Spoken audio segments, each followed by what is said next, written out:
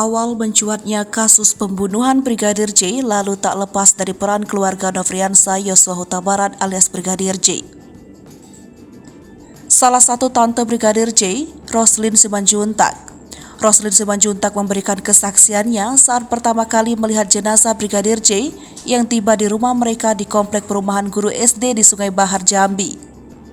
Seperti diketahui, saat pertama kali tiba di rumah, peti jenazah Brigadir J tak diperbolehkan dibuka oleh oknum aparat kepolisian yang mengantarkan jenazah Brigadir J. Hal itu menjadi kejanggalan pertama yang ditemukan keluarga Brigadir J. Awalnya, keluarga Brigadir J diberitahu jika Brigadir J tewas karena adu tembak dengan rekannya Baradae. Keluarga Brigadir J pun menuntut untuk membuka peti jenazah Brigadir J. Setelah berdebat dengan oknum aparat kepolisian, akhirnya keluarga Brigadir J berani membuka peti jenazah Brigadir J.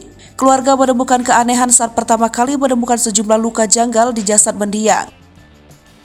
Dilansir tribunwow.com, jenazah Brigadir J yang awalnya kaku tiba-tiba melemah saat tantenya Roslin Simanjuntak menemukan luka di bagian jari. Pertanda tersebut dikatakan menjadi awal terungkapnya kasus yang diinisiasi Ferdy Sambo.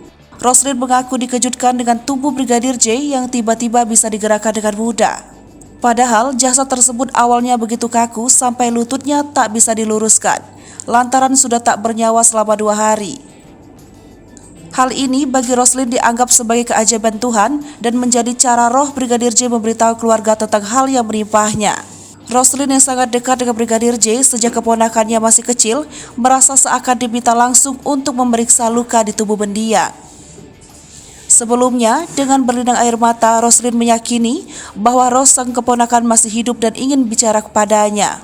Karena itu, tubuh Brigadir J seakan memberi peluang dan memudahkan keluarga untuk melakukan pemeriksaan. Keluarga baru bisa secara utuh melihat luka-luka janggal di tubuh Brigadir J setelah beralasan ingin menambah dosis formalin. Berangkat dari bukti rekaman luka-luka tersebut, keluarga Brigadir J menuntut keadilan dan berhasil membongkar rekayasa skenario dan pelaku pembunuhan anaknya.